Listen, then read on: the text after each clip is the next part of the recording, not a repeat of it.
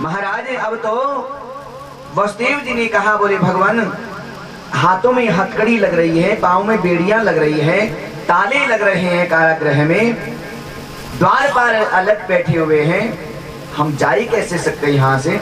बोले चिंता न करो, भगवती जगदम्बा का तुम सुमिरन करो, सब तुम्हारी बेड़ी खुल जाएगी।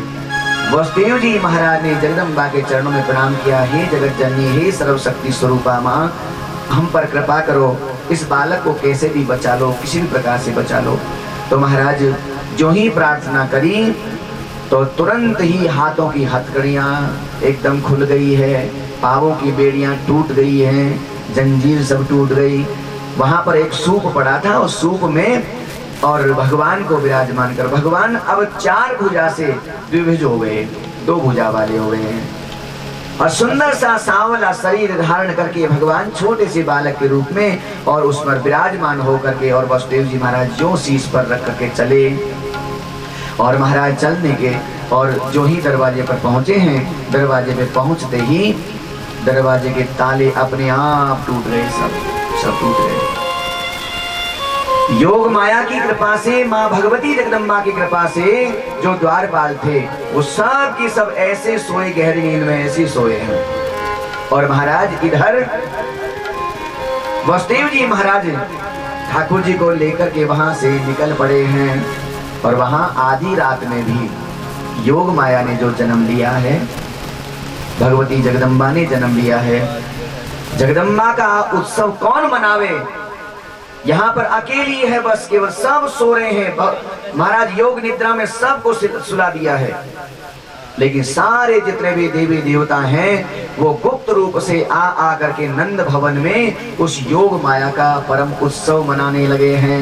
रात में कोई दिन में मनाता है और यहाँ पर देवताओं ने रात में उत्सव मनाना प्रारंभ कर दिया है और सब की सब बड़े भाव से और देवता लोग भी बड़े आनंद से ही और खूब मस्ती के साथ में नाचने लगे हैं और कहने लगे हैं, हे देवी मैया तुमने कितनी कृपा करी है, आज भगवती जगदम्बा की बधाइयों का तांता लग रहा है। अप्सराएं आ रही है, देवियां आ रही है और देवांगनाएं आ रही हैं, नाग कन्याएं आ रही हैं और रात्रि में ही और महाराज बड़े सुंदर तरीके से खूब नृत्य हो रहा है। लेकिन यशोदा जी भी सो रही है, नंद बाबा भी सो रहे हैं और सुनंदा जी भी सो रही, पूरा नंद भवन सो रहा है और सब की सब बड़ी मस्ती के साथ में गा रहे हैं। वो मेरी मैया मेरे घर आई, हो मेरी मैया मेरे घर आई, मैं तो झूम झूम बांटूं बधाई। मेरी मैया मेरे घर आई, मैं तो झूम झूम बांटूं बधाई। हो मेरी मैया मेरे घर आई, मैं तो झूम झूम गाऊं बधाई। जय हो,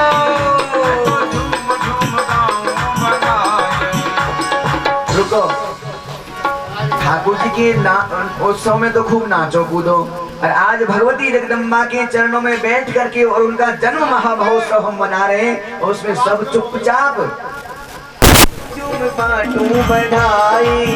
मेरी मैया घर आई, मैं तो झूम झूम गाऊं बधाई। ओ मैं तो झूम झूम बांटूं बधाई, झूम झूम बांटूं बधाई। हाजी मैं तो नाच नाच बांटूं बधाई, नाच नाच बांटूं बधाई। ओ मेरी मैया मेरे घर आई, मैं झूम झूम बांटूं बधाई। मैया मेरे घर आई, मैं तो झूम झूम बांटूं बधाई।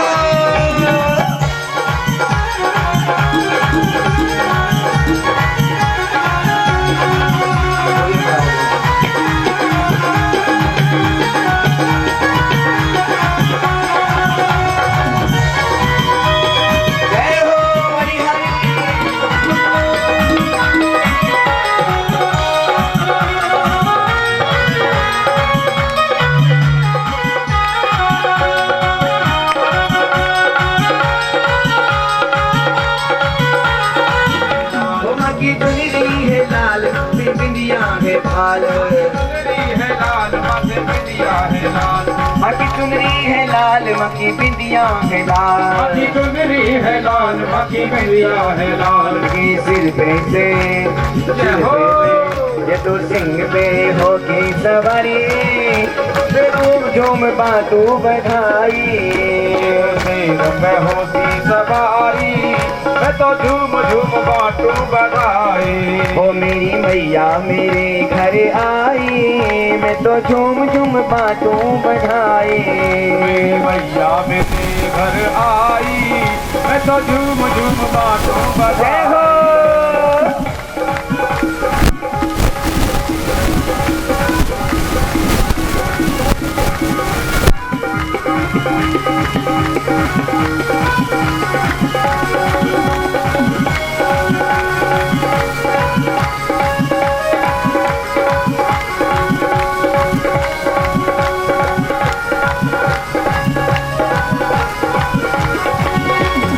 बजने लगे झांझ बजने लगे, ढोल बजने लगे, झाल बजने लगे, बजने लगे रे प्यारे बजने लगे, ढोल बजने लगे, प्यारे बजने लगे। बाजी बाजी रे हो।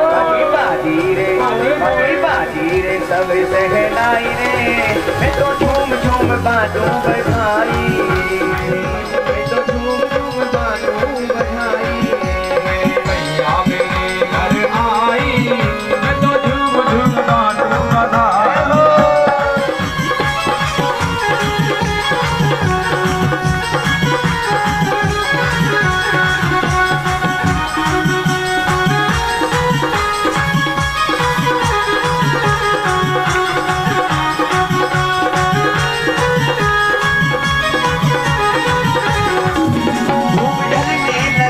छाँव होने लगी, धूप ढलने लगी, छाँव होने लगी, छाँव होने लगी जी छाँव होने लगी, वो छाँव होने लगी, वो छाँव होने लगी, ओ धूप ढलने लगी छाँव होने लगी, धूप ढलने लगी, छाँव होने लगी। ठंडी ठंडी तो ठंडी चले भोरे बाई, मैं तो झूम झूम बाजू बधाई, ठंडी ठंडी चले भोरवाई, मैं तो झूम झूम बाटू बधाई। ओ मेरी मैया मेरे घर आई, तो झूम झूम बाजू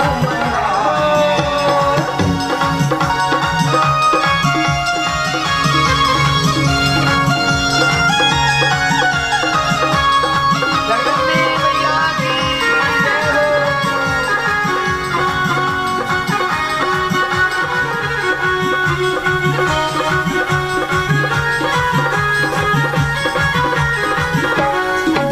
आज पूरे हुए भक्तों के अरमान, आज पूरे हुए भक्तों के अरमान, आज पूरे हुए भक्तों के अरमान, आज पूरे हुए भक्तों के अरमान। माँ को बेटे की माँ को बेटे की याद तो आई, मैं तो झूम झूम बातू बधाई, माँ को बेटे की याद तो आई, मैं तो झूम झूम बाटू बधाई।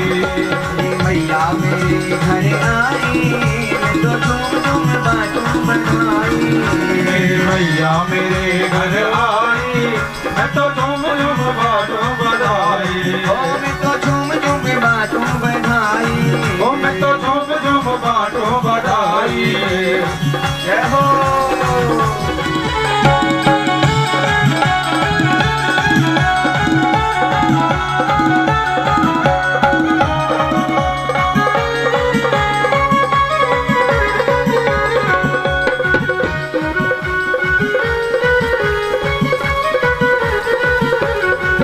थोड़ी चुनरी है लाल बिंदिया है सिंह पे, होगी सिर पे सोकर सवैये, तो झूम झूम बातू बधाई, तो सिर के करके सवारी, झूम झूम बाटू बधाई।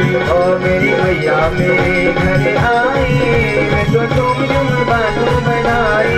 ओ मेरी मैया मेरे घर आई, मैं तो झूम झूम बाटू बधाई। ओ मैं तो झूम झूम बातू बधाई, ओ मैं तो झूम झूम बाटू बधाई। ओ मैं तो झूम झूम बातू बधाई।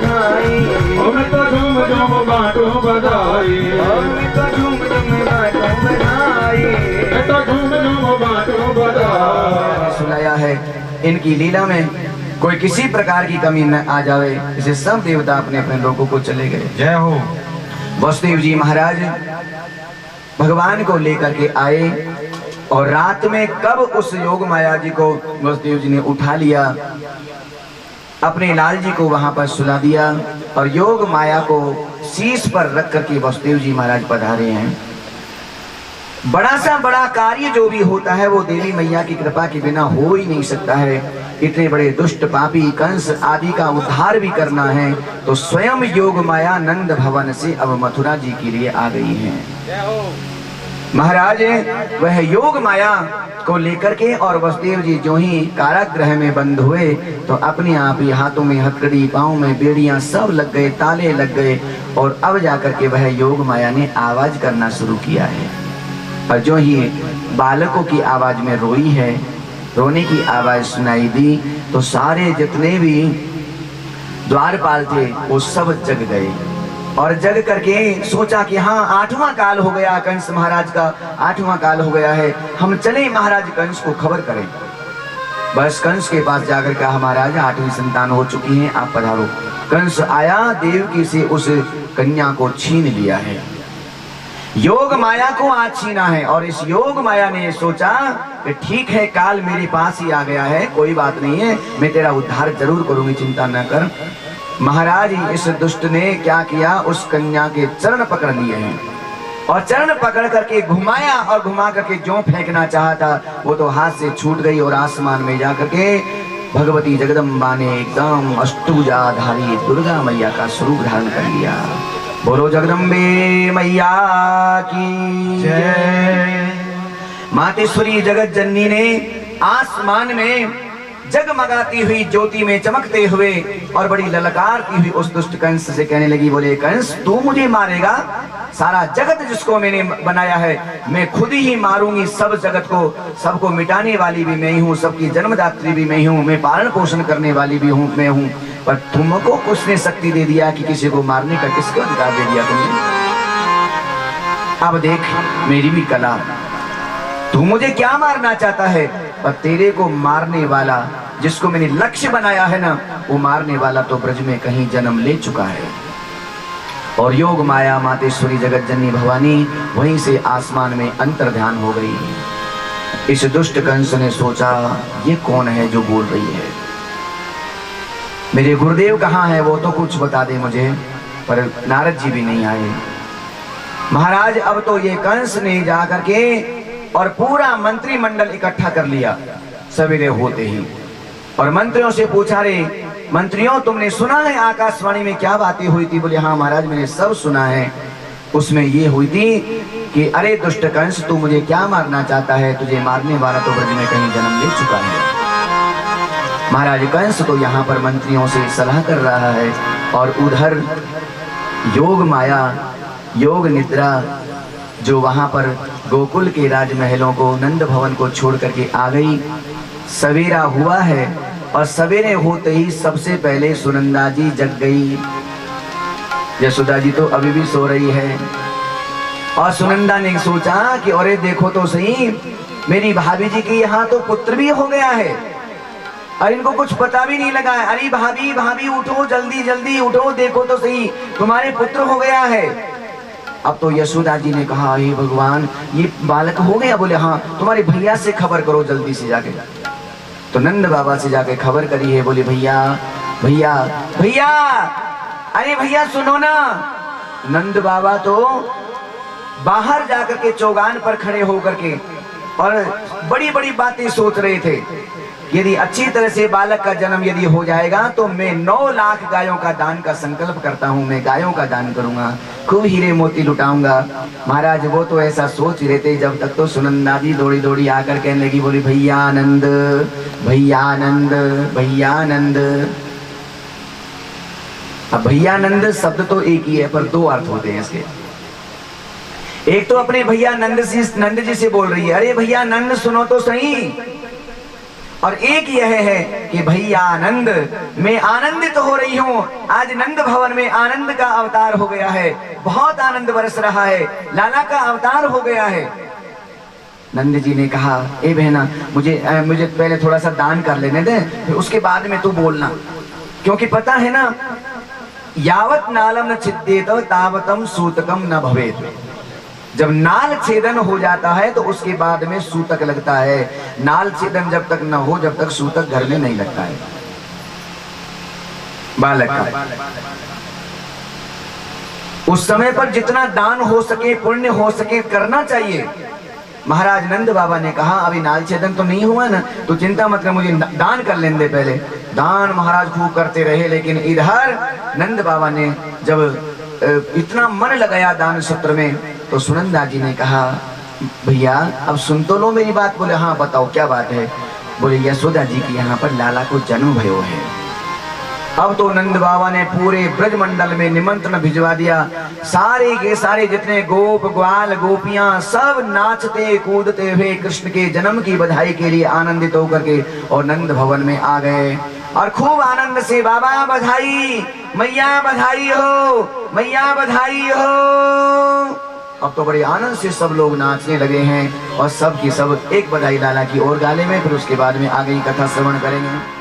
बधाई बाज रही हरि नंद यशोदा के द्वार, बधाई बाज रही नंद यशोदा के द्वार, बधाई बाज रही हरि नंद यशोदा के द्वार, बधाई बाज रही हरि नंद यशोदा के द्वार, बधाई बाज रही।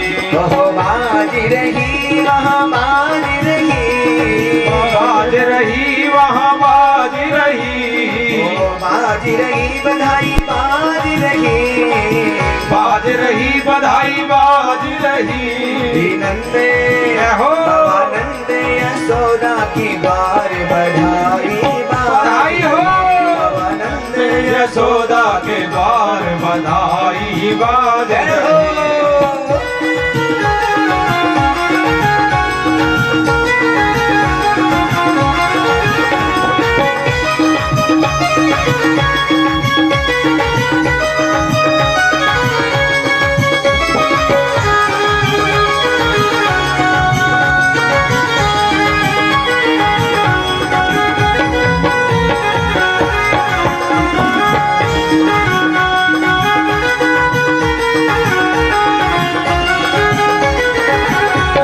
गोपी भी आई और ग्वाला भी आए, गोपी भी आए और ग्वाला भी आए, गोपी भी आई और ग्वाला भी आए, गोपी भी आए और ग्वाला भी आए।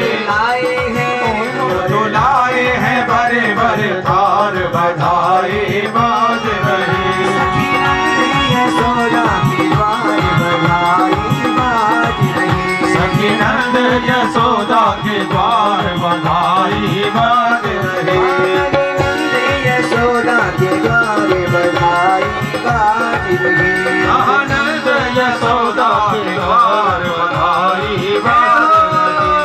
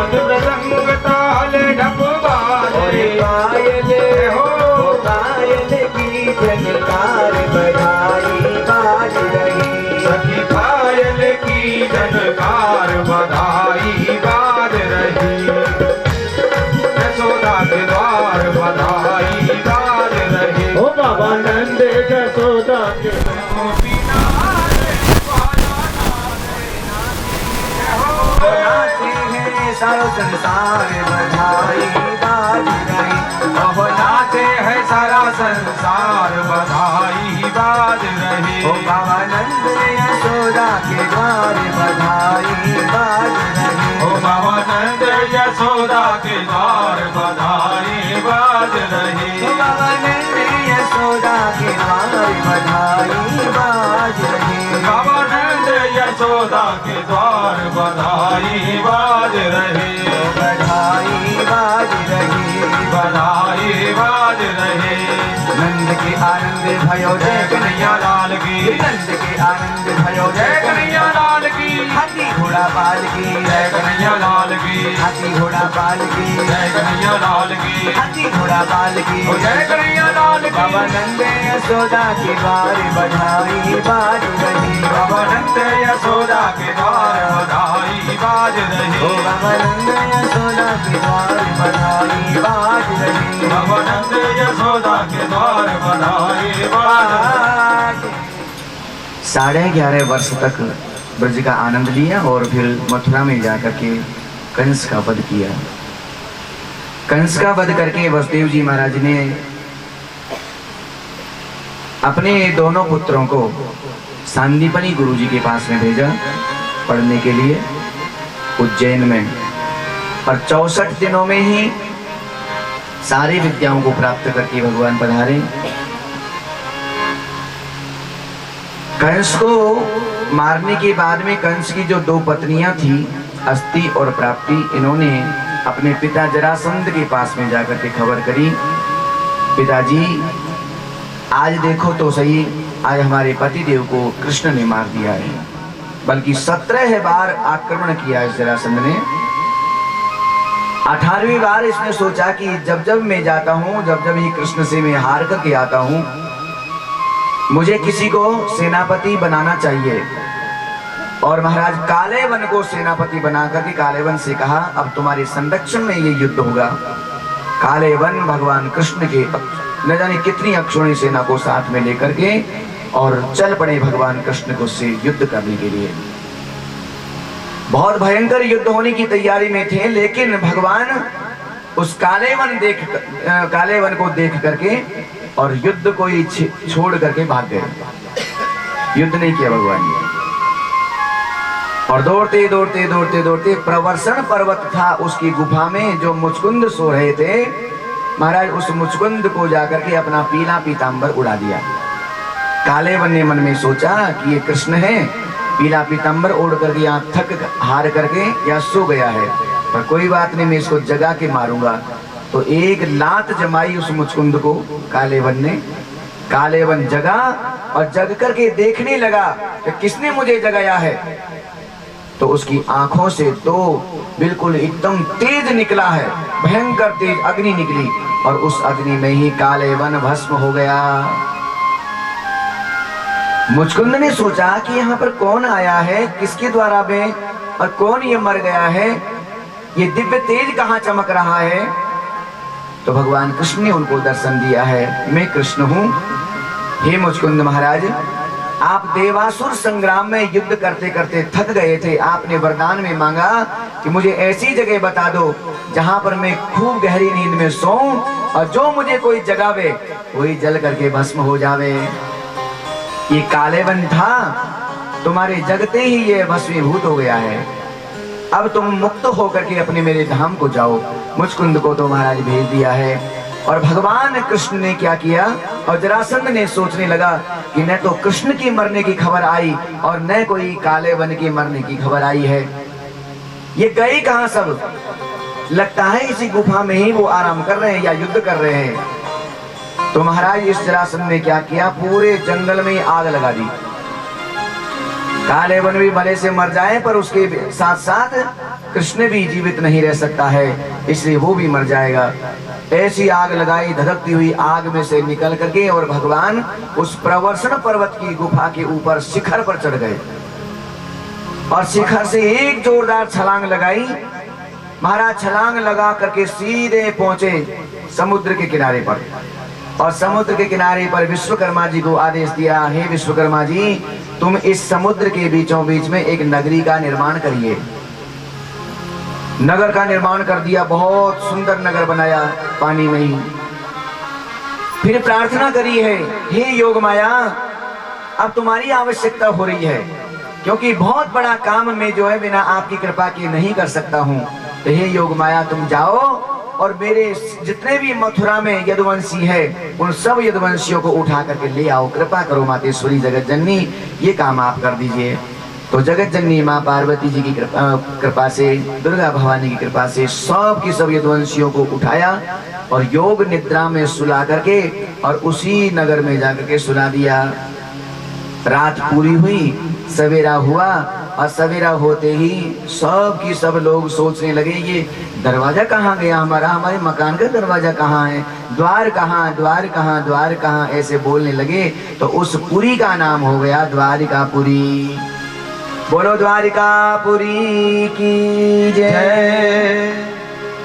महाराज अब तो वसुदेव जी महाराज, देवकी जी सब के सब द्वारिकापुरी के राजा बन गए हैं।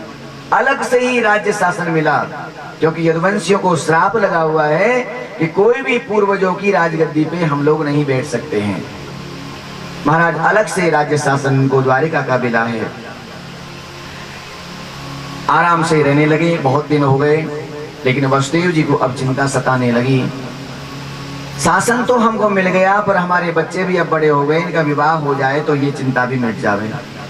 तो रेवत महाराज थे जिनकी कन्या थी रेवती, उन रेवती से बलराम जी महाराज का विवाह हुआ। ये रेवत महाराज ने क्या किया, ये सतयुग के राजा थे, सतयुग के, और ये सतयुग के राजा अपनी लाडली बेटी रेवती की जन्म कुंडली को लेकर के और विचार करने लगे कि मैं किस वर के साथ में मेरी बेटी का विवाह करूंगा। तो एक दूल्हा देख लिया, एक लड़का देख लिया और उसकी भी कुंडली को लेकर के और महाराज अपनी लाडली बेटी को लेकर के और ब्रह्मलोक में चले गए ब्रह्मा जी से उस कुंडली को मिलवाने के लिए। बोले आप ग्रह गोचर मिलाओ। ब्रह्मा जी महाराज ने उस कुंडली को देखा और कहा, रेवत महाराज जिस बालक के लिए आप यहाँ पर आए हो, जब उसका जन्म हुआ है तो उसको तुम विवाह अब करना चाहते हो, पर उसको तो युगों युग बीत गए हैं, न जाने कितनी पीढ़ियां बीत गई है, उसके परिवार में तो अब कोई भी नहीं है। क्योंकि ब्रह्मलोक में हमारे यहाँ की उम्र से बहुत बड़ी उम्र होती है, वहां पर बहुत बड़ा समय, बहुत सूक्ष्म से, जैसे एक पलक झपकते हैं ना, तो उस पे एक पलक झपकते हैं ब्रह्मा जी महाराज, तो उस एक पलक झपकने की समय में यहाँ पर करोड़ों करोड़ों वर्ष खत्म हो जाते हैं, करोड़ों वर्ष खत्म हो जाते हैं। महाराज रेवत को तो ऐसा लग रहा था मैं अभी अभी आया हूँ, लेकिन वहां तो युगों के युग खत्म हो गए, सतयुग भी चला गया, त्रेता युग भी चला गया है और अब द्वापर युग लग गया है। ब्रह्मा जी ने कहा, जिस दूल्हा के बारे में तुमने विचार किया उनके वंश में कोई भी नहीं बचा है, और अब तुम बेटी का विवाह करना चाहती हो ना, तो द्वापर युग लग गया है। और वसुदेव जी के बड़े पुत्र हैं जिनका नाम है श्री बलराम जी, उनके साथ में इनका विवाह कर दीजिए। महाराज केवल 1 मिनट ही रुके होंगे वहां पर मात्र ब्रह्मा जी के पास में, और उस 1 मिनट में सतयुग भी खत्म हो गया, द्वापर भी खत्म, त्रेता युग भी खत्म हो गया, द्वापर युग में भी आ गए। जाकर के देखा तो बलराम जी के साथ में विवाह किया श्री रेवती जी का। ये सतयुग की लड़की थी, और पता है पहले सतयुग में बच्चों की और मनुष्य की बहुत लंबी आयु हुआ करती थी, बहुत लंबी आयु भी और लंबाई भी, हाइट भी खूब हुआ करती थी। अभी इस कलयुग में जो भी मनुष्य है ना, मात्र केवल 3.5 हाथ के हैं, नाप के देख लेना, 3.5 हाथ के। हाथ तो समझते हो ना कितने हाथ कैसे होते हैं, उस यहाँ कोहनी से लेकर के अंगुली तक, मात्र 3.5 हाथ के ही हैं। चाहे वो बच्चा, चाहे बड़ा, चाहे कितना ही बड़ा हो, मात्र 3.5 हाथ का ही रहेगा वो शरीर। महाराज इस द्वापर युग में 7 हाथ के होते थे सब मनुष्य, उससे दुगना, और उससे दुगने हाथ के त्रेता युग में हुआ करते थे। और उससे दुगने करके सतयुग में हुआ करते। कितने लंबाई कितनी हाइट होती होगी उनकी मनुष्यों की, ये सोचो। अरे छोड़ो कलयुग की बात ही छोड़ो, अब सतयुग की बात छोड़ो, द्वापर त्रेता की भी छोड़ो, इस कलयुग में भी हमारे जितने दादाजी की हाइट है, और हमारे बच्चे तो बिल्कुल बकरी के बच्चे होते हैं ना, ऐसे ऐसे छोटे छोटे होने लग गए हो। किसी की हाइट बढ़ती नहीं, दवाई लेना पड़ता है जब जाकर उसकी हाइट बढ़ती है। तो उम्र भी पहले ज्यादा हुआ करती थी और सबकी लंबाई भी ज्यादा हुआ करती थी। तो बलराम जी तो छोटे थे और रेवती जी बहुत लंबी थी। सारे के सारे जितने लोग थे ना, वो सब बलराम जी की हंसी उड़ाते थे और कहते बोले दाऊ जी देखो तो सही, आपने शादी तो करी है पर कितनी लंबी भाभी जी लेके आए हो। हाँ, आपको तो बहुत ऊंचा गर्दन करके और देखना पड़ता है। बड़ी मजाक उड़ाया करते थे बलराम जी की। तो दाऊ जी को एक दिन गुस्सा आ गया बलराम जी महाराज को, और उस गुस्से में क्या किया, एकांत में रेवती जी को बुलाया। देवी थोड़ा सा इधर आना। पर स्वामी क्या बात है बताओ ना। बोले थोड़ा सा इधर आओ। अब पास में आ गई बेचारी रेवती जी, और इन्होंने क्या किया, बलराम जी महाराज ने, ऐसा ब्रजवासी लोग बताते हैं कि वो जो हल जो था ना, हल उनका हल होता था जो खेती करने वाला, उनका शस्त्र है दाऊ जी का, तो हल से तो रेवती जी को पास में खींच लिया और मूसल से उनके कंधे पर रख करके और उससे वजन दिया थोड़ा सा, और छोटी हो जाओ। बहुत हंसी होती है महाराज, ऐसा ब्रजवासी तो अपनी भाषा में कहें ठोक ठोक के छोटी कर दी अपनी बहू को। दाऊ जी महाराज ने अपनी बराबरी कर ली। लेकिन रेवती जी को जब ये मजाक सूझी, मजाक क्या सूझी, बड़ा कष्ट हुआ। मैं कितनी लंबाई थी, मेरी कितनी हाइट थी, मैं कितनी सुंदर कितनी अच्छी लगती थी, और मेरे पति देव ने मेरी दशाई बिगाड़ के रख दी नहीं। तब से संकल्प कर लिया और रूठ रही बेचारी अपने पति से ही, पति से बात ही नहीं करी उन्होंने बिल्कुल तब से।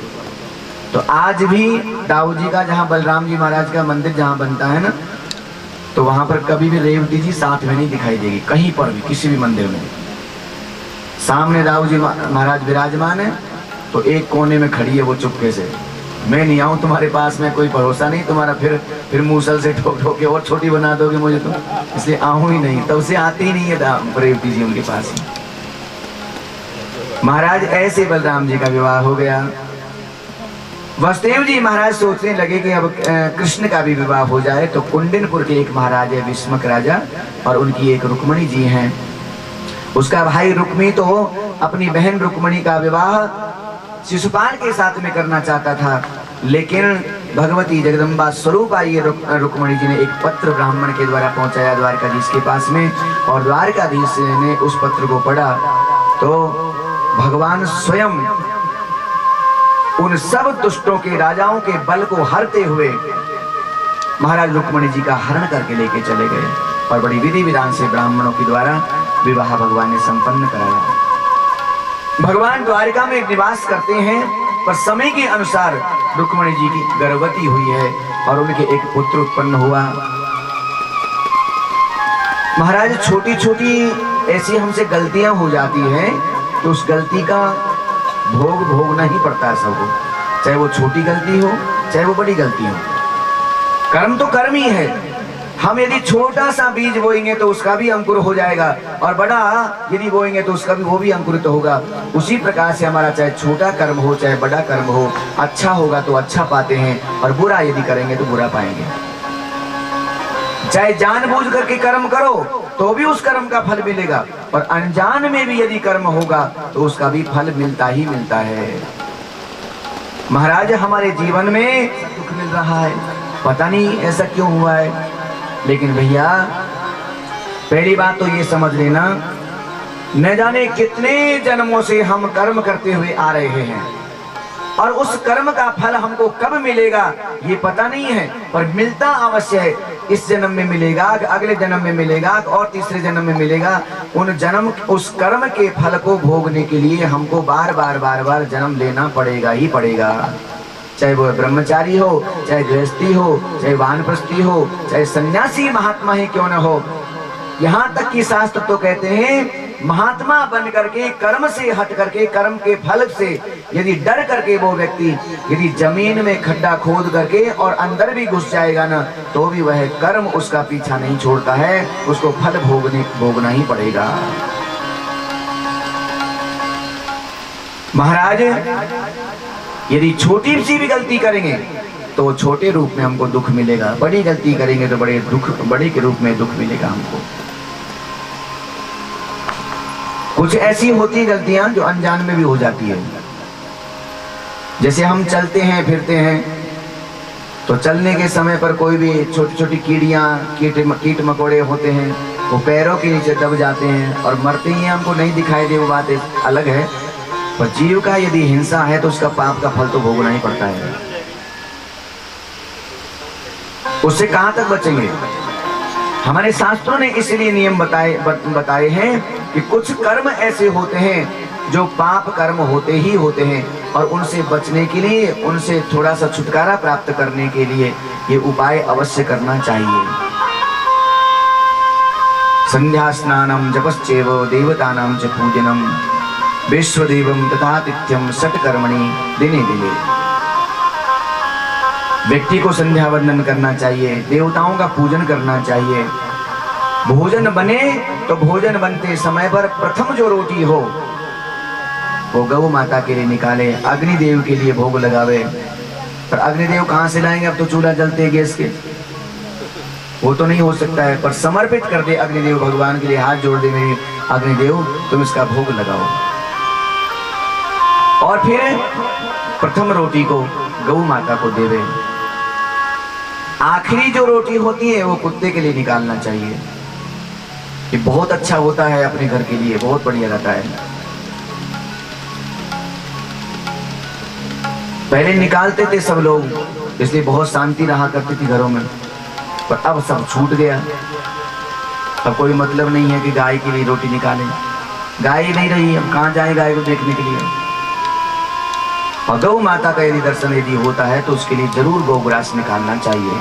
और ऐसा भी न हो सके गौ का कहीं दर्शन न हो, जहां पर गौ माता रहती हो वहां के लिए कुछ चाहे पैसे के द्वारा गौग्रास के निमित्त, चाहे गौ चारे के निमित्त अवश्य निकाल देना चाहिए, ताकि हमको वह अपराध न लगे। ये नियम होना चाहिए। महाराज अब रोटी तो पहली बनती है, सबकी घर में बनती पहली तो, और आखिरी भी बनती है ना, कि नहीं बनती? आखिरी बनती है सब जगह। पर थोड़ा सा कर्म बिगड़ गया। जो पहली रोटी जो गाय की होती थी वो गाय को मिला करती थी, पर आजकल गाय को नहीं देते हैं वो रोटी गाय की। तो जो ऑफिस जाने वाले हैं ना श्रीमान जी, उनके लिए बनती पहली रोटी। लो खाना हो तो खा जाओ, नहीं तो ले जाओ टिफिन में, बन गई है रोटी तैयार, भोजन तैयार हो गया है। और आपके यहाँ का तो मुझे पता नहीं, पर हमारे यहाँ ऐसा ही होता है। तो प्रथम रोटी जो गौ माता की है वो अपने पति देव को खिलाती हैं पतिव्रता नारियां, और आखिरी जो रोटी बचती है वो कौन खाता है? खुद खाती है वो। और दोनों का जैसा स्वभाव है ना वैसा स्वभाव बना दिया है आज इन रोटी ने। पहली रोटी ने तो गौ माता बना दिया पतिदेव को, पर आखिरी रोटी ने, ऐसा तो मैं नहीं कहूंगा, पर स्वभाव ऐसा ही हो गया है। जिसका जहां पर हक होता है उस हक के पास पहुंचाना जरूरी होता है। ये नित्य नियम है। और इससे क्या होगा? हमारे जो अनजान में जो पाप होते हैं ना वो पाप नष्ट होते हैं। विश्वदेव निकाले, अतिथि को भोजन करावे, पक्षियों के लिए दाना चुगावे, ये सब जितने भी कर्म बताए हैं ना शास्त्रों में, इसलिए बताए कि अनजान में जो पाप यदि हमसे, जान करके तो कभी करना ही नहीं चाहिए, और अनजान में जो पाप होते हैं उनको दूर करने के लिए ये कर्म अवश्य करना चाहिए। असहाय जीवों की रक्षा करें।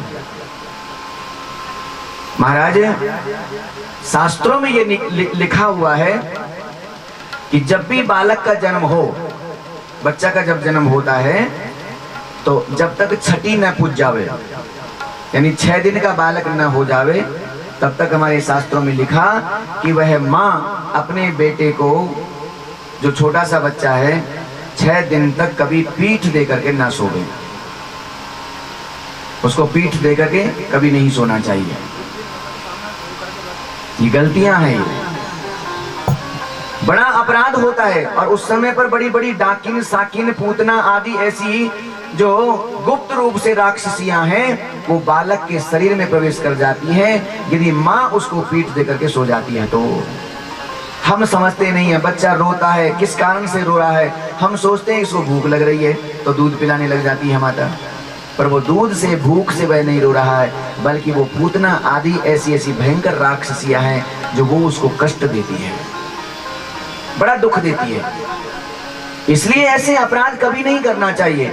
महाराज ये सब बड़ी बूढ़ी पहले बताया करती थी, पर अब बड़ी बूढ़ियों ने कहना भी बंद कर दिया है, क्योंकि मानते तो है नहीं कोई बहू आजकल की। ऐ सब फालतू की बात है, सब पुराने जमाने की बातें करती हो तुम, पढ़े लिखा समय है अब। हाँ, इससे कुछ नहीं होता, सब बेकार बातें हैं सब। तो कर्म का फल तो भोगना पड़ेगा भाई। और हम लोगों से ही नहीं, भगवती रुक्मणी जी से भी अपराध हो गया। हाँ, रुक्मणी जी ने बालक को जन्म दिया है, और जन्म दे करके महाराज 6ठे दिन, अभी 6ठा दिन पूरा भी नहीं हुआ है, और वह पीठ दे करके सो गई। कमर में दर्द हो गया होगा, इसलिए कमर बदल ली उन्होंने, भूल गई वो। और महाराज जो ही पीठ दे करके सोई, एक संबरासुर नाम का दैत्य, इसको किसी ने बता दिया कि कृष्ण का जो प्रथम पुत्र होगा वो तेरा काल होगा, वो तुझे मार देगा। अब तो ये तो इंतजार कर रहा था कि कब कृष्ण का विवाह हो, कब पहला बेटा हो। और जो ही पहला बेटा हुआ और यह संबरासुर आया और सोती हुई रुक्मणी जी को छोड़कर उस बालक को उठा करके लेके चला गया। अब तो रुक्मणी जी, कृष्ण जी बड़े बड़े दुखी हुए, बालक कहाँ गया, बालक कौन ले गया, कौन उठा के ले गया। और इधर इस संबरासुर ने उस बालक को ले जाकर के महाराज समुद्र में जाकर के फेंक दिया। समुद्र में जो ही फेंका तो वहां पर एक मछली इसको निगल गई। मछली को मछुआरे ने पकड़ लिया और उस मछली के पेट में से जीवित ही इस पुत्र को, इस बेटे को निकाल लिया। महाराज अब तो बहुत दिन हो गए, बहुत दिन हो गए, पर अभी तक भगवान कृष्ण ने विचार किया कि मेरा बेटा कहाँ चला गया, कैसे मिलेगा, कब मिलेगा। रुक्मणी जी भी रोती हैं और भगवान कृष्ण भी रोते हैं अपने पुत्र के वियोग में। देवी भागवत जी के अनुसार महाराज भगवान कृष्ण ने इतना विरह किया, इतना विरह किया है अपने पुत्र के वियोग में। पहला ही तो पुत्र हुआ था, उसको भी हम अच्छी तरह से देख नहीं पाए, अब क्या करें। तो उस समय पर श्री नारद जी महाराज आए और नारद जी ने आकर के भगवान कृष्ण से कहा, वासुदेव क्या बात है, आप दुखी दुखी से क्यों रहते हो? नारद जी आपको पता होना चाहिए कि मेरे बेटे को कोई उठा करके लेके चला गया है। नारद जी ने कहा, ये भगवती रुक्मणी जी का अपराध हुआ है, न तो पीठ दे करके सोती और न कोई उसको उठा करके लेके जाता।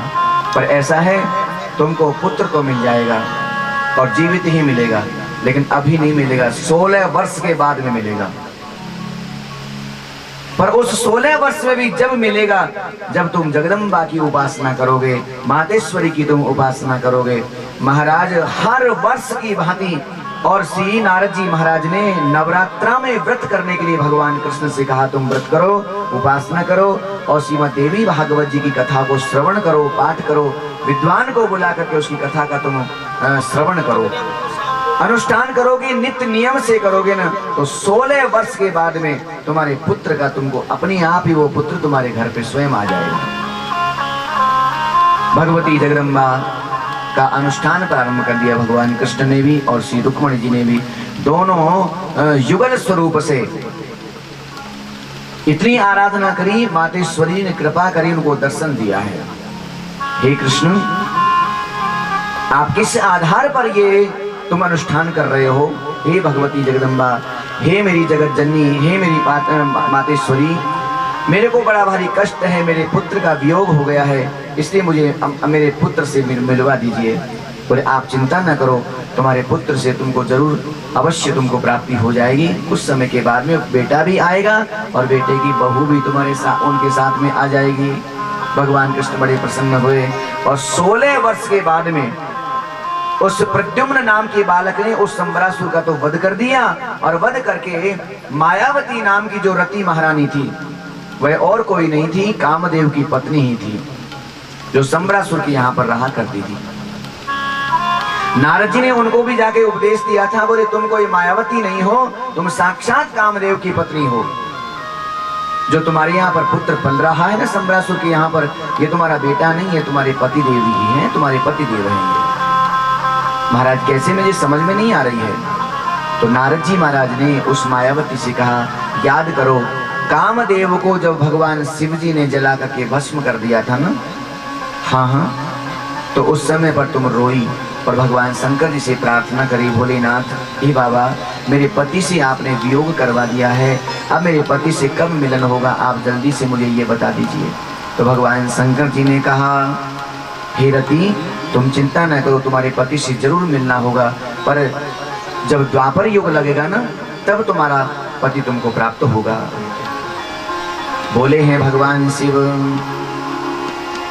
जब यदुवंश से कृष्ण अवतारा, जब यदुवंश कृष्ण अवतारा, जब यदुवंश कृष्ण अवतारा, जब यदुवंश कृष्ण अवतारा, होई हरण महामही भारा, होए हरण महामही भारा, होई हरण महामही भारा, होए हरण महामही भारा, कृष्ण तनय होइए पति तोरा, कृष्ण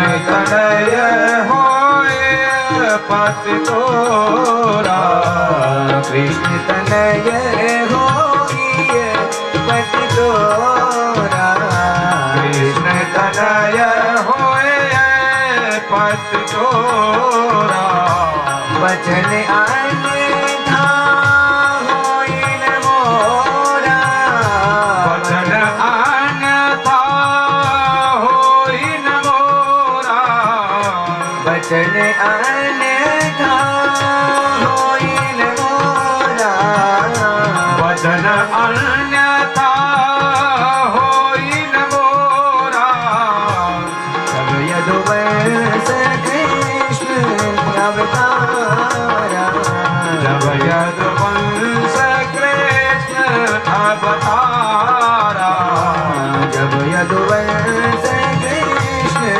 अवतारा, जब यदुवंश कृष्ण अवतारा, अवतारा,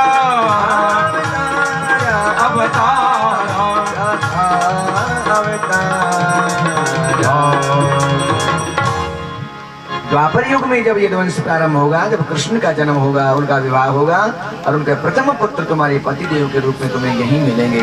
जब तक तुम संबरासुर के यहाँ पर दासी का काम करो, वहीं पर तुम्हारे पुत्र से तुम्हारा मिलन हो जाएगा।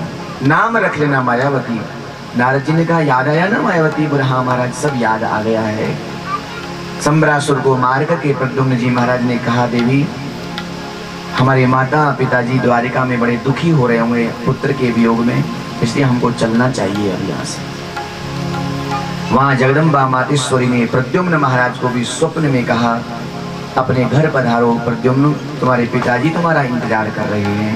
जगदम्बा की कृपा प्राप्त हुई है और वहां से वे चले हैं प्रद्युम्न जी महाराज, और श्री मायावती जी ने द्वारिका में आकर के और भगवान श्री कृष्ण और रुक्मिणी जी को जाकर के प्रणाम किया है।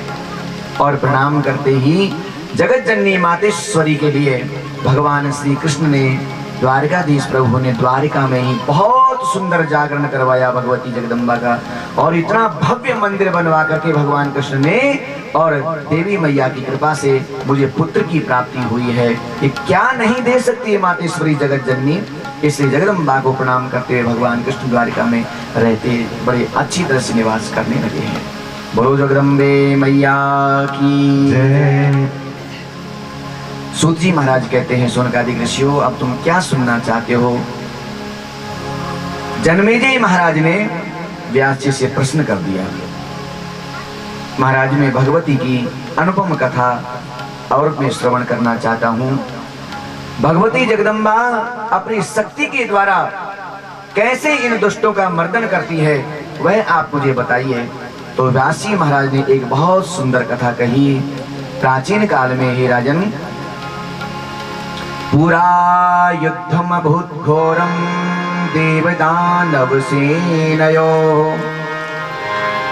पृथिव्याम पृथ्वीपाल महिषाख्ये महीपतो। प्राचीन काल में इस भूतल पर, इस धरती पर एक महिषासुर नाम का एक राजा राज्य करता था। बड़ा प्रबल था। उस समय पर देवताओं और दैत्यों की सेनाओं में बड़ा भयंकर युद्ध छिड़ गया था, हे राजेंद्र। और उन्हीं दिनों पर सुमेरु पर्वत पर जाकर के और उस महिष नाम के इस दैत्य ने और बहुत ही कठोर तपस्या प्रारंभ कर दी सुमेरु पर्वत पर जाकर के। महाराज, इस दानव ने हृदय में अपने इष्ट देवताओं का ध्यान करते हुए और पूरे 10,000 वर्ष तक इस महिषासुर ने तप किया। 10,000 वर्ष तक उसकी तपस्या से ब्रह्मा जी प्रसन्न हो गए। और ब्रह्मा जी आए और ब्रह्मा जी ने कहा, हे दैत्यराज, तुम वरदान मांग लो, मैं तुम्हारी तपस्या से प्रसन्न हो गया हूं। ये आंखें खोल करके कहने लगा, ब्रह्मदेव, यदि आप प्रसन्न यदि हैं तो मैं एक वरदान मांगना चाहता हूं। क्या वरदान मांगना चाहते हो? बोले, मेरी मृत्यु कभी ना होवे, मैं मरू ही नहीं। और देखो, संसार में जो सबसे बड़ा डर यदि है ना, सबसे बड़ा डर, भय, वो केवल मृत्यु का ही है भाई, है ना। और सबको ये पता है कि मृत्यु सबकी आनी है, और जो आने वाली है उसी से ज्यादा डरते हैं। बताओ, जो नहीं आता है उससे कोई नहीं डरता है, और जो आने वाली है उसके लिए तो पहले से ही हमको तैयार रहना चाहिए। हमेशा डर लगा रहता है। देखो, इतना पैसा कमाता है व्यक्ति, इतना धन दौलत इकट्ठा करता है, इतना मकान दुकान बना लेता है, इतना व्यापार तैयार कर लेता है, लेकिन यदि कोई चोर आ जावे, कोई डकैत आ जावे और वो आकर के हमारे खोपड़ी पर बंदूक लगा दे और बंदूक लगा के कहे, वो ला तेरा धन दौलत दे दे, नहीं तो मार दूंगा मैं तेरे को, अब जल्दी से बता कहाँ रखा है। अब बताओ, पूरा की पूरा जीवन लगा दिया जिस धन संपत्ति को प्राप्त करने के लिए, बेचारा भूखा रह करके, हाँ, समय पे उसने भोजन तक भी नहीं किया है, न गर्मी देखी, न सर्दी देखी, न बरसात देखी, न मौसम को किसी प्रकार से देखा। रात दिन एक कर करके जिस धन दौलत को कमाया उसने, और उस समय पर वह चोर कहता है, तुझे मार दूंगा, जल्दी से बता धन कहाँ है, जल्दी बता। अब क्या करेगा वो? यही करेगा ना, मुझे मार दो भले, पर धन दौलत नहीं दे सकता तुझे। नहीं, अपने प्राणों की रक्षा करने के लिए वो सब कुछ बता देगा, भैया सब कुछ ले जा, तो लूट ले पूरा, पर मुझे मत मार। सबसे बड़ा डर यदि लगता है तो मौत का लगता है। हम यहाँ से चले, रात हो रही है, अंधेरा हो रहा है ना, हमको ये डर लगता है। रात का डर नहीं लग रहा है, पर डर क्या लग रहा है? तो कोई कीड़ा मकोड़ा यदि हमको खा जाएगा, कोई सर्प वर्प तो नहीं मिल जाएगा, कोई शेर तो नहीं मिल जाएगा। अरे मिलने तो मिलना है, तो वो नहीं, उसका भी डर नहीं है, पर कहीं वो मुझे खा जाएगा तो मेरी मौत न हो जाए, मेरी मृत्यु न हो जाए। आज हमारे महाराज जी के साथ में सत्संग चल रहा था, तो यही बात हो रही थी, मौत का क्या डरना, क्या मृत्यु से डरना। आज नहीं तो कल नहीं तो परसों नहीं तो 2 साल 10 साल 50 साल, कुंडली में जो लिखा है उसका विश्वास हम कर रहे हैं, लेकिन फिर भी कोई पता थोड़ी है श्वास होगा। इसलिए पहले से अलर्ट रहना चाहिए। ऐसा नहीं कि 10 साल बाद का टिकट है हमारा, कि 50 साल बाद का टिकट है हमारा। रिजर्वेशन हो जाता है ना रेलवे का, उनका हमने 2 महीने पहले रिजर्वेशन करवाया, तब जाकर के हमको सीट मिली। लेकिन ये ऐसा रिजर्वेशन है महाराज, इसका कोई पता नहीं है। चाहे कब तक कितना कब की सीट मिल रही है हमको, नहीं कोई भरोसा नहीं है।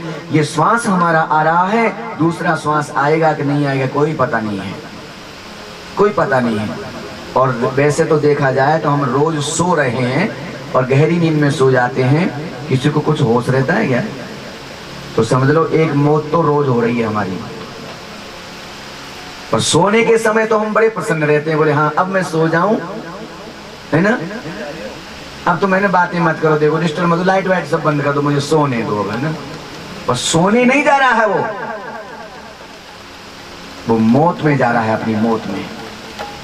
ये तो भगवती की, जगदम्बा की बहुत बड़ी कृपा है हमारे ऊपर कि वो दोबारा जगा देती है, दोबारा जीवित कर देती है। नहीं तो हम तो मर ही जाते हैं रात में। सही बात है कि नहीं है? मुर्दा की तरह ही तो पड़े रहते हैं, कोई पता थोड़े रहता है कि हम सांस ले रहे हैं कि नहीं ले रहे हैं, किसी को होश रहता है क्या? अजी खर्राटे मारता है व्यक्ति, तब खर्राटे तक भी उसको कान में नहीं जाता है, बोलो। तो ये समझ लो कि हम मर गए उस समय पर। ये हमारी मृत्यु का दृश्य है। ये सवेरा होता है और सवेरे होते ही भगवती जगदम्बा हमको कृपा करके हमको जगा देती है। तो ये तो संसार का ये नियम चल ही रहा है। जिस मृत्यु को आना ही आना है, निश्चित है, पक्की है। शास्त्र हमारे कहते हैं जन्मना जायते मृत्यु, जन्म के साथ ही मौत ने भी साथ में जन्म लिया है और वो साथ में ही रहती है। कहां बचेंगे उससे? कोई बच नहीं सकता है। समय की अवधि है और कब वहां भगवान, कब वो परमेश्वरी जगदम्बा मातेश्वरी कब बुलाना चाहेगी तभी बुला लेती है अपनी इच्छा से। वो आजा भक्त, अब हो गया संसार की लीला तेने खूब कर ली, अब तू मेरे पास में आजा, हम तुमको मणिद्वीप में ले चलते हैं, हम तुमको गोलोक धाम में ले चलते हैं। इस संसार जो दुखमय संसार है, उस संसार के दुखों को, दर्दों को देख करके और भगवान और भगवती जगदम्बा उस जीव के ऊपर कृपा करती है और इस संसार से छुड़ा करके और स्वयं लेकर के चली जाती है और अपने धाम में विराजमान करवा करके उनको पूर्ण सुख प्रदान करती है। और लेकिन उस समय पर हम बड़े दुखी हो जाते हैं, बोले वो चले गए, वो चला गया, वो गया, वो मर गया है, वो मर गया है।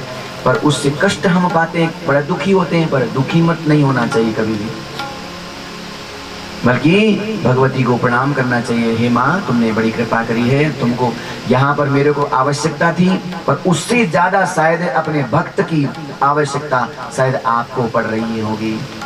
क्योंकि जगत जननी मातेश्वरी को भी, भगवान कृष्ण को भी, जैसे बताया जाता है ना, कृष्ण भगवान भी नित्य गोलोक धाम में ग्वाल वालों के साथ, सखियों के साथ में नित्य रास करते हैं।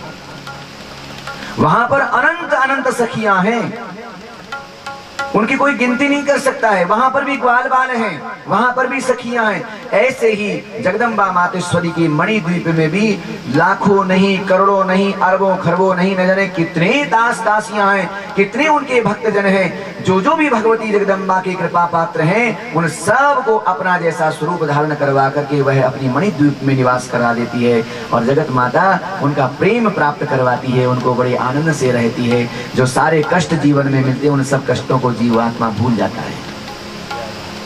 तो माता रानी से कृपा करो, हे माँ कृपा करना, हमको भी मणिद्वीप में लेकर के जाना, हम भी वहीं पर आएंगे। हे जगदम्बा, तुमने बड़ी कृपा करी है, इतने जीवों को आप कृपा करके लेके जा रहे हो, बहुत अच्छी कृपा है।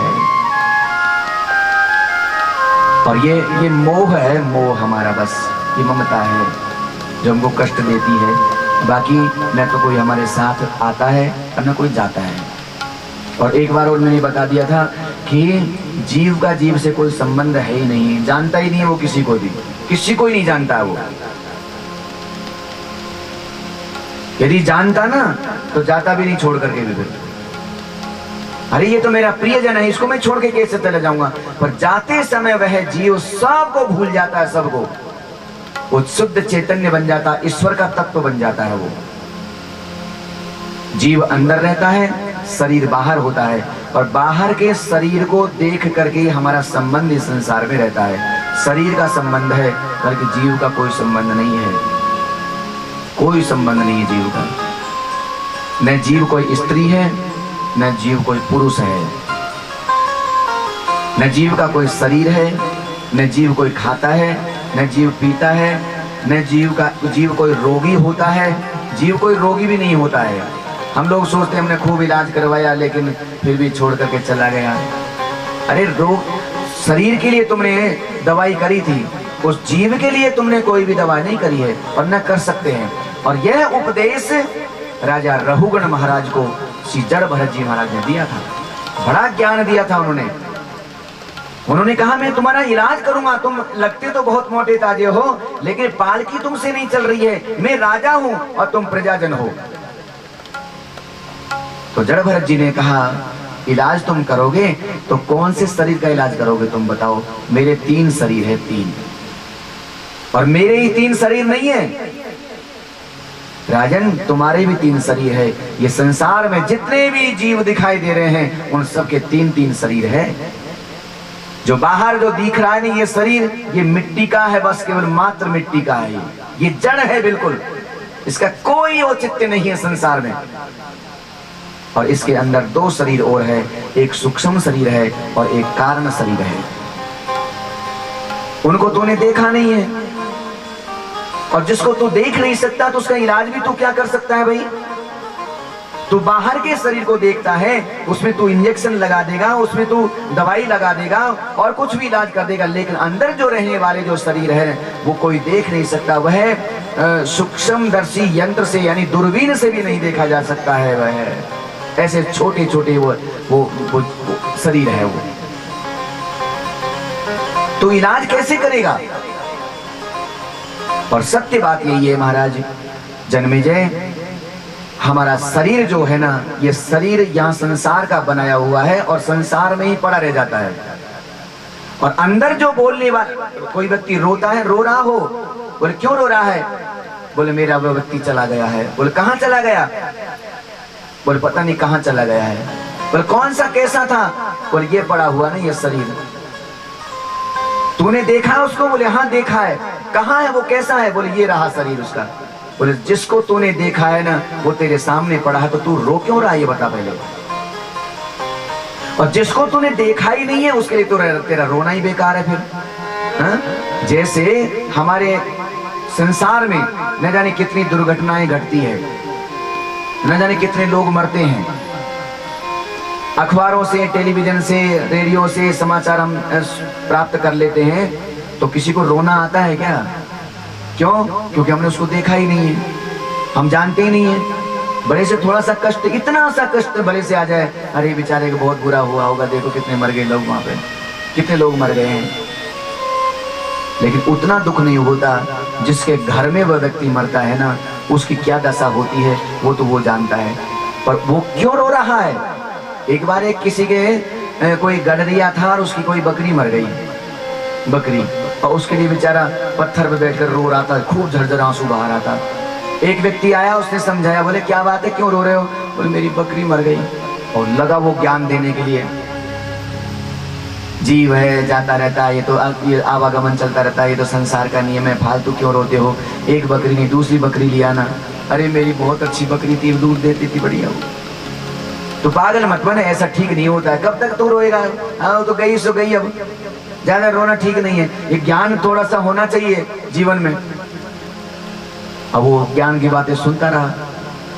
अब दूसरे दिन जो ज्ञान समझा रहा था ना, ज्ञान पढ़ रहा था, उसी की भी बकरी मर गई। अब वो जो है वहां जाकर के रो रहा था, बहुत बिलख बिलख कर, हाय रे मेरी भी बकरी मर गई। अब वो बेचारा आया, बोले क्या बात है, तुम क्यों रो रहे हो, बोले मेरी बकरी मर गई।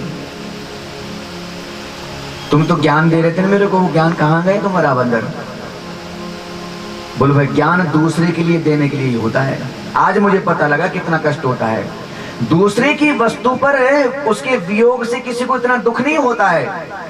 उस व्यक्ति को, उस जीव को, उसको हम स्वयं अपना मान लेते हैं कि मेरा है, इसलिए हमको कष्ट होना शुरू हो जाता है। ये मेरा है, बस ये मुझे क्यों छोड़ करके जा रहा है। अरे जब तुमने देखा नहीं है, जब तुमको उसको जानते ही नहीं हो, तुम्हारा कोई परिचय नहीं है, जब तुम्हारा उसका कोई संबंध ही नहीं हुआ है, तो तुम उसके लिए क्यों क्लेश करते हो, क्यों दुख पाते हो। उसके दुख पाने का कोई मतलब। ठाकुर जी हमको देख देख करके हंसते हो रहे हैं, बोलिए कितने पागल लोग हैं, ये क्यों रोते हैं, ये बिना मतलब ही है। ऐसा नहीं होना चाहिए, ये ज्ञान होना चाहिए। उनको हमने देखा ही नहीं है। वो बोलते थे ना, वो भगवान थे। और भगवान हमारे पास कब तक रहेंगे, वो चले गए हैं हमको छोड़ करके। बस इतना ही कि उनकी आवाज हमारे कानों में नहीं आ रही बस। ये तो वो सर्वव्यापक है, जिसको हमने पति मान लिया, जिसको हमने पत्नी मान लिया, जिसको हमने भाई मान लिया, जिसको हमने पिता मान लिया है, जो कुछ भी माना शरीर के द्वारा माना था। और वो शरीर तो मिट्टी का पुतला था, मिट्टी का घड़ा था। जैसे मिट्टी की एक चीज बनती है ना, मिट्टी गीली रहती है, कच्ची रहती है, तो वो कुम्हार कुंभकार उसकी आकृति बना देता है। तो उसी मिट्टी के लोंदे में से, उसी मिट्टी के पिंड में से थोड़ी सी मिट्टी लेकर के उसका कुल्लड़ बना देता है वो, है ना। और उसी मिट्टी से ही सुरई पानी भरने की बना देता है, उसी मिट्टी से ही वह एक घड़ा बना देता है। एक ही मिट्टी है पर नाम उसके अलग अलग हो गए, सुरई भी हो गई, कुल्लड़ भी हो गया, घड़ा भी हो गया है। लेकिन वह घड़ा कब तक, घड़े का उपादान कारण क्या है? घड़े का उपादान कारण मात्र केवल मिट्टी है। क्यों? क्योंकि पहले भी वो मिट्टी ही थी और उसके टूटने फूटने के बाद में भी वह मिट्टी ही रहेगी। टूटने के बाद में कोई उसको घड़ा नहीं कहता है, कहता है क्या? कोई नहीं कहता, उसको मिट्टी कह देता है। बताओ संसार हमको कितना ज्ञान देता है भाई। दत्तात्रेय जी महाराज ने 24 गुरु जो बनाए हैं, कोई ऐसे ही नहीं बना दिए हैं। सबसे इतनी बढ़िया प्यारी प्यारी शिक्षा मिली है जगत से, सब जगह से शिक्षा ले लिया उन्होंने। तो हम लोगों को भी शिक्षा लेंगे ना, तो हमारे भी संबल प्राप्त हो जाएगा, हमको बल प्राप्त हो जाएगा। और वास्तव में सत्य तो यही है।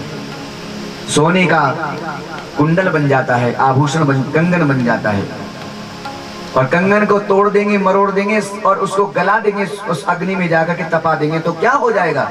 वो सोना होगा। अब उसका नाम नहीं है, उसकी आकृति नहीं है।